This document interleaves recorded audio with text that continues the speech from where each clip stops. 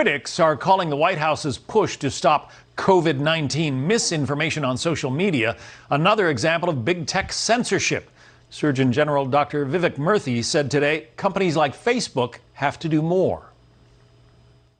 But what I've also said to them, publicly and privately, is that it's not enough, that we are still seeing a proliferation of misinformation online.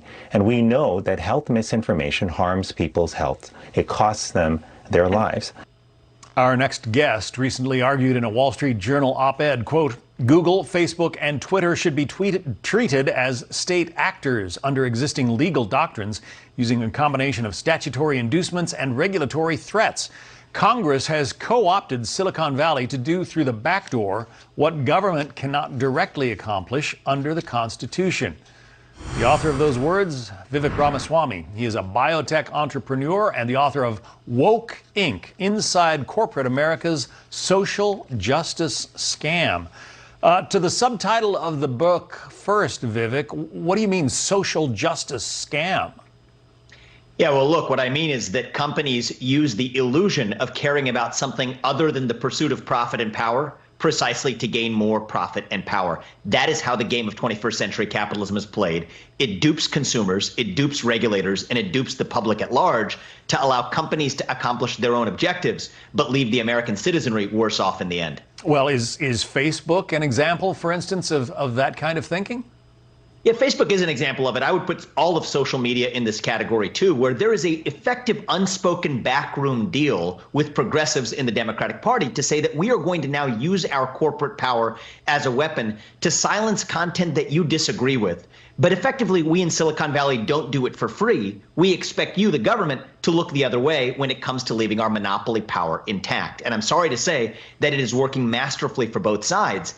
And it's an incestuous relationship that now goes in both directions, because that's what government has begun to realize, is they can use these private companies to do indirectly through the back door what the government could not directly do through the front door under the Constitution. And that is what we are seeing with the essence of big tech censorship today, to say that the First Amendment clearly prohibits the government from doing it directly. So the government has found an extra constitutional measure through its fourth branch of government in Silicon Valley to effectuate censorship that the government could directly. And I think that is actually the most dangerous form of censorship of all, because the public doesn't recognize it for what it is. Okay, but you just heard the Surgeon General say that misinformation on outlets like Facebook is costing people their lives. We want to save lives, don't we?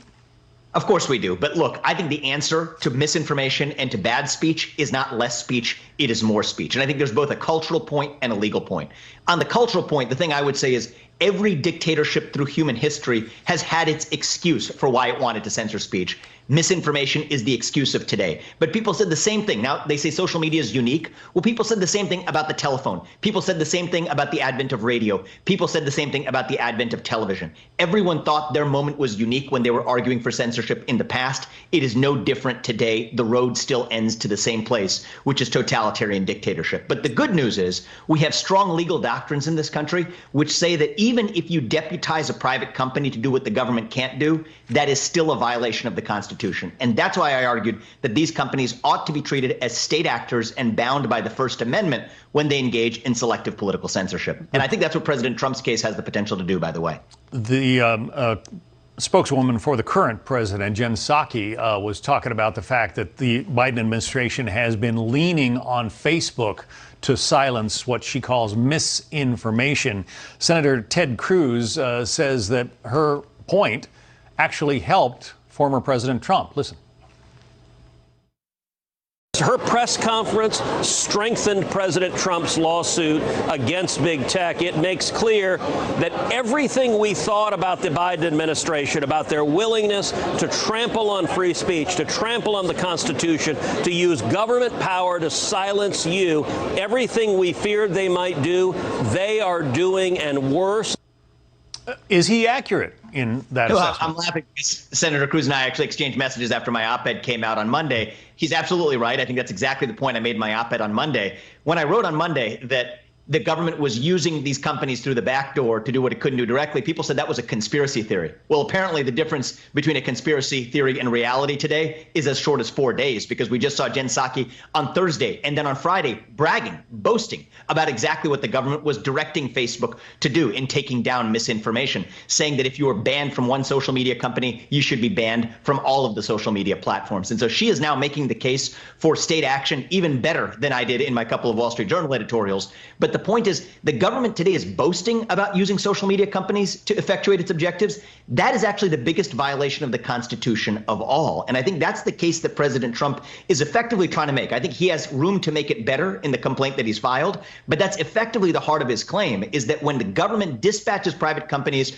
with threats, with voluntary, willful coordination between the government and these private companies, and also with the special form of immunity in the form of Section 230 immunity, any one of those could be the basis for state action using Supreme Court doctrines. Here we have all three. I think it may be the most egregious case of state action in the guise of private enterprise that we've seen in modern history. Okay, very quickly, but on a micro level, I mean, there are millions of people watching right now who are also Facebook users. What do you say to them about your concerns about the government leaning on that company? If it can happen to the 45th president of the United States, it can happen to anybody. This is not an academic issue, and it is not a political or partisan issue. If they can do it to the right today, they can do it to the left tomorrow. These are the most powerful companies we've seen in the course of human history. Even the Dutch East India Company had a private militia, but it couldn't control the bounds of acceptable debate. And it's not just the power of these companies alone that matters. When it's commingled with the state, when big business mixes with big government, that creates the biggest threat of all, what I call the woke industrial complex, because each of big business and big government can do what the other cannot. And that's a threat to liberty, whether you're a Republican or whether you're a Democrat, whether you're black or white. Every American ought to be concerned. And I think that's where the new solutions for both the movements on the left and on the right need to focus going forward.